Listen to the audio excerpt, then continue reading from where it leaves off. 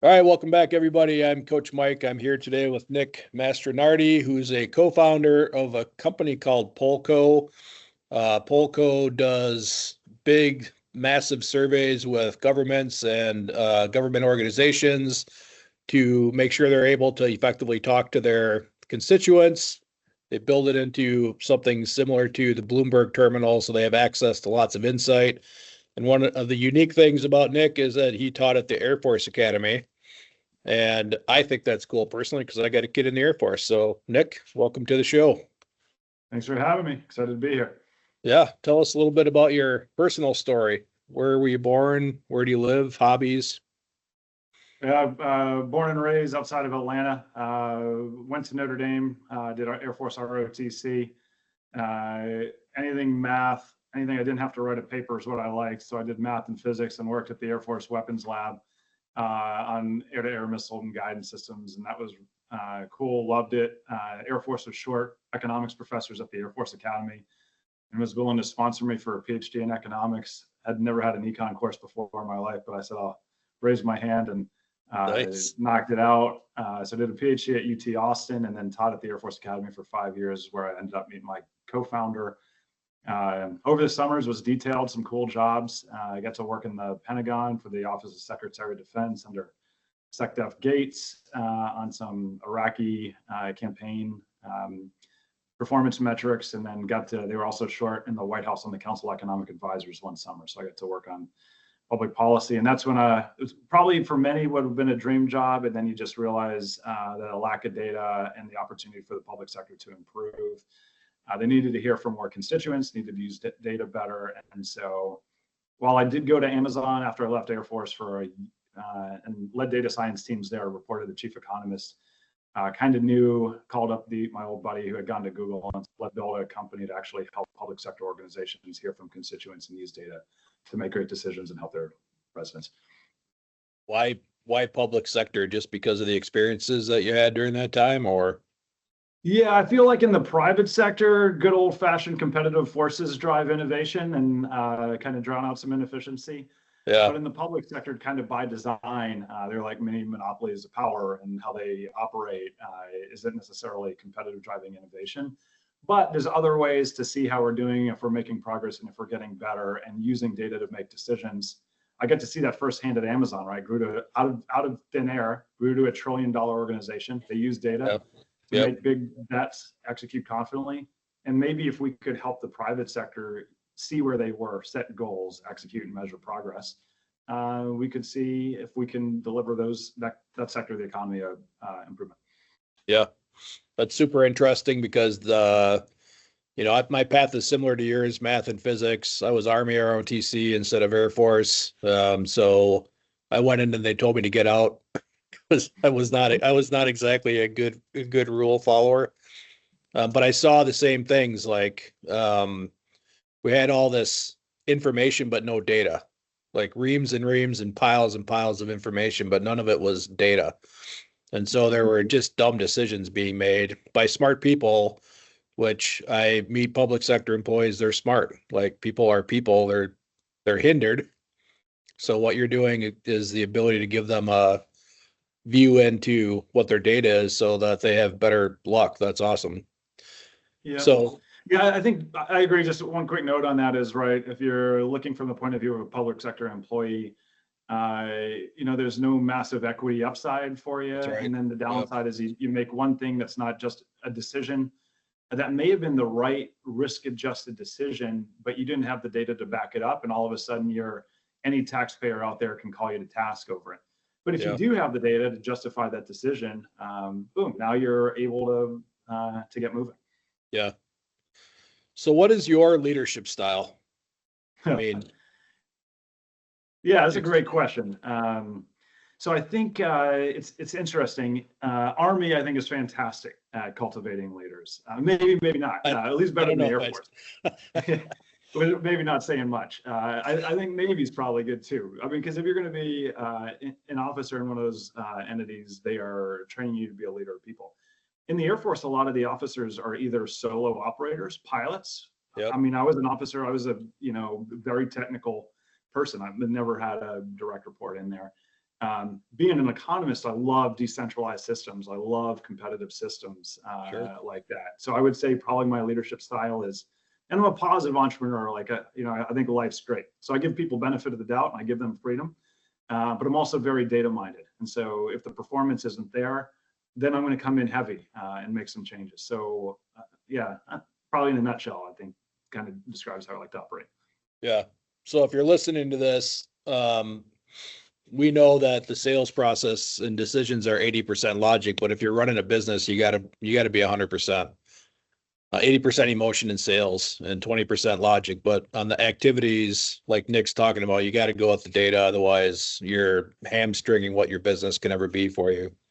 So, Nick, when did you decide that you could do this? Go start your own gig? And the last person I interviewed said they'd let me know if they ever decided they could run their own company. I was gonna say something similar. Let me know if that ever ends up happening. I don't know. I just felt so damn passionate about it that for a while I was, I had a great job at Amazon. I was reporting the chief economist there. We were doing great stuff. And I had this idea that I wanted the public sector to improve through the ways that our platform delivers it. And finally, somebody was like, Nick, you just got to go do it yourself. And so I told my boss, and he said, and we got into an accelerator down in Texas. He said, take 3 months. If at the end of the 3 months, you got a customer and some revenue, ride it. And sure enough, we had 3 customers at the end of those 3 months. Now we're up over 400 cities, counties, school districts, state agencies across the country. Are we optimized? Hell no. We got a lot to do. We got a lot to get better. I'm just trying to keep pace with all my buddies who are at Amazon, how much that stock has grown since I was there. But yeah, we're doing it. Again, nowhere near optimized, lots to improve upon.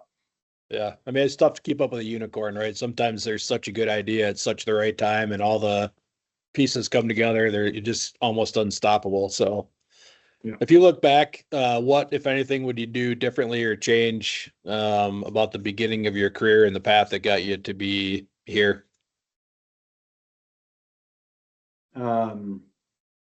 Man, I feel like I always volunteered and challenged myself with every opportunity that I had when I was going through the Air Force, even at Amazon. But one of the things that most of my career is in the military, and we don't really have a sales function in the military, right? We tell people to do stuff and it gets done. It's not like there's no pitch. I mean, there's like pseudo pitches, but the methodology of using a CRM and the persistence, and you don't really hone that craft in a repeatable fashion. And so I now feel like I'm a internal revenue engineer, a funnel engineer, and even the ins and outs. And I'm passionate about it and I love it. And I'll get into sales meetings and we'll be successful. But if I need to coach a team, I've led data science teams. I can coach the hell out of a data science team. But I want to drive a revenue team. I feel like I know what to do and can be successful in it, but that's a hard thing for me I didn't have the one-on-one and back in that. So you got to find the right people to surround yourself with. So I think one thing I'd love to do is have, mustered that skill set stronger prior to the onset. Yeah. Well, you're in a great spot to learn it because sales is a data-driven, like you'll hear a lot of people say there's some magic to it, but the reality is it's process-focused, and our best salespeople are ones that can just do what the data says to do. So, I mean, that's something that you can crack. What is a common myth about being a president, CEO, owner, founder? I know it's not sitting around eating bonbons and cashing checks all day. So what would you like other people to know that is not really the reality of what you do? At least for like founder executives, operators, and I don't want to like toot my own horn so much, but I think like coming up, you feel like, what does the executive really know? They're so high and mighty sitting up there. Maybe people think you're just sitting there in the bonbons or whatever. And they're like, does that person know? Are they really down in the weeds doing it? If you get a founder or executive operator, man, at one point, they've almost done every single thing, and they had to for survival in the company. And so I think the myth out there is like, what did this person know? Maybe they just got lucky. Maybe they happened to be there because the time was right. I think really kind of trust that person because they've had to do that. So yeah, that's my take. We're probably a bit pompous or optimistic, and it's what helped us get to where we are. So I'm not saying we're, we're perfect by any means, but at least, there's some hard-won battle scars in there, worthy of a little bit of respect. Yeah. What's one or two of the most interesting insights you've had recently, or pieces of advice, things you've learned in the last, recent past that you're willing to share? I'll share the one thing on my mind right now is don't lose that entrepreneurial spirit. So right now we're selling the public sector. Really, no public sector company has done what's called like a product-led growth motion. I kind of think like freemiums and free trials. It's mostly been the traditional consultative sales process. And we've got a suite of tools for a suite of buyers that is remarkably complicated to try to do it, to grow exclusively through a consultative. And everybody's saying, nobody's done this, but heck, nobody's built the platform that we've built before. There's a lot of things we've done that haven't been known before. And so we are committing ourselves to trying this. So that's what I'm trying to wrap my head around, weaving not a pure product-led growth, but maybe a hybrid motion that hasn't been done in a big sector. I'm pretty excited about the new challenge, but yeah, it's tough because it's not just me anymore, right? I got a team. We got to think through it. We got to communicate it. We got to get everybody on the same page, and we got to execute together. Yeah. I mean, Amazon was never done before Amazon was done either, or That's right. Walmart or Google or, any of the things. So I don't think that's a legitimate outside. I mean, it happens, but it's not really an outside pressure that should be guiding whether what you're doing is possible. That's So right. You want to be careful if you make too many bets and do too many, each one of these things, these little bets that you take can end up failing and, draining a lot of water out of the bucket or whatever. That's So right. you want to be careful with too many. But this is one that I think is worth taking to compile with the rest of the value we've built. Yeah. And again, I think you're in the perfect spot. Like we tell our people, use the scientific method. Of course, it's not word for word, right? Like you don't do science in business like you do in physics, but what's the hypothesis? What's the test plan? How fast can we cut our losses if something isn't going right? What do we learn from it? Like, what are the gateways that will cause us to keep going? But it got man to the moon, right? Yeah. And the scientific method can get a business as a data person. It can get a business wherever you want it to go. The only other thing I'd add to it too, though, is like, it's easy to fail an experiment. And if an experiment fails, it doesn't always necessarily, you got it for the experiment to be a good experiment. You have to have put your full shoulder in behind it. That's right. And then if it still fails, fine. But there's sometimes that if you're not careful that people might be running an experiment and it's failing because it wasn't run correctly. That's right. That's one I'm learning to keep an eye open for. Interestingly, if you don't believe it will work, doesn't matter what your experiment is, it's probably not going to actually work. So that's right. What's something new that you're interested in learning outside of just work? Not just work, but outside of work. I can't remember. It's been a long time since I read a fiction book. And so that's cool. Yeah, I would love to read one at some point again. But yeah, something I'm interested in learning about. Oh man, I love to learn anything really. I've been reading some good history stuff. I don't know. I can't think of anything that I'm not interested in learning about, frankly, Mike. Cool. What's the next big thing for you in your business? Next 1 to 3 years, your top growth area? I will say the last year has been really tough because the markets went from valuing growth to valuing cash flow. And we're in a huge market that's wildly underpenetrated, and you're looking at all that opportunity, but then you're hearing the investor market say, we don't care about your pursuit of that opportunity. We just care about your ability to hunker down. So to some degree, right, our growth is contingent on that capital, and you want that capital to get terms, you got to respond to that market.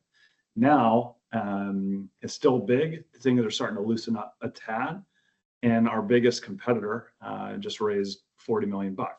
So it's, there's a bit of a tension there, and we've got to go for it. I think we have the right product, the right elements, and now I'm really glad we've been doing this really efficient and scalable hybrid product-led growth motion. So my hope, my belief is over the next year, that really starts kicking in, and we go from 400 U.S. cities, counties, state agencies to 4,000. I think it's possible. Yeah, they all won't be at the same average contract value that our past have been. They'll start at a smaller, but we've proven expansion.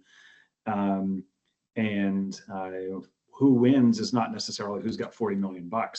Who wins is who executes as a team together. We'll need a little bit extra capital for sure to go against 40 million. We don't need 40 million. But to me, that's what I think is the next 1 to 3 years has in store for us. I'm pumped for it. Awesome.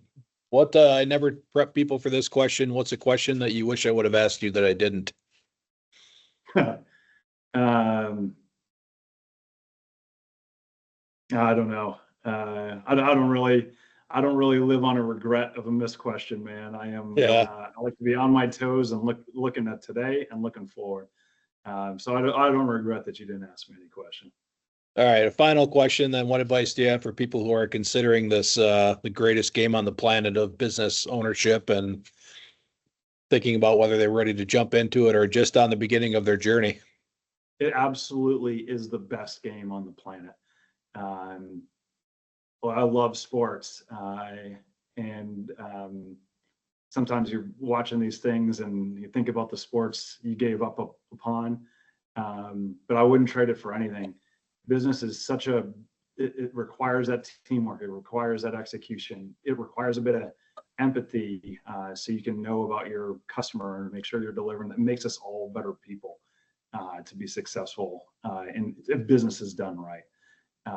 Now, with that said, if you don't absolutely love and believe about what you're about to get into, it ain't going to work for you. So you better stress test your passion for it. And if that's not there, and if you're not willing to go hungry and treat it like basically another child in your family, glom on to a big organization as an employee. But but if you can't shake it, if it's haunting you in the middle of the night and it's right, and you pursue it, it'll make you a better person. It can be really rewarding. All right. Nick Mastronardi, co-founder of Polco. I appreciate you spending some time with me today, and thank you for the interview.